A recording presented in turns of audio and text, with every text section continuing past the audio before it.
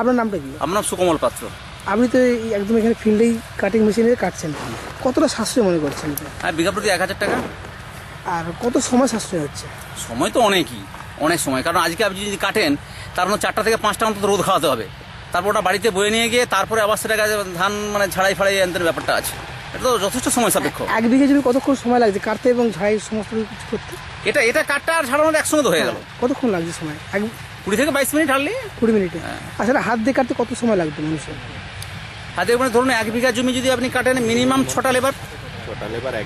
6টা লেবার যদি হয় 170 × 6, হ্যাঁ, সমান 1020 টাকা। এবং কতক্ষণ সময় লাগবে সেটা? একদিন? একদিন, হ্যাঁ, 6টা লেবার। আর টোটাল 20 মিনিটে সমস্ত কিছু কাজ হচ্ছে? হ্যাঁ, অবশ্যই। এবং টাকাও সাশ্রয়? হ্যাঁ, টাকা সময়। এগুলো কোথা থেকে আনছেন এই মেশিন? এটা উড়িষ্যা থেকে নিয়ে আসছে ভাড়া করে।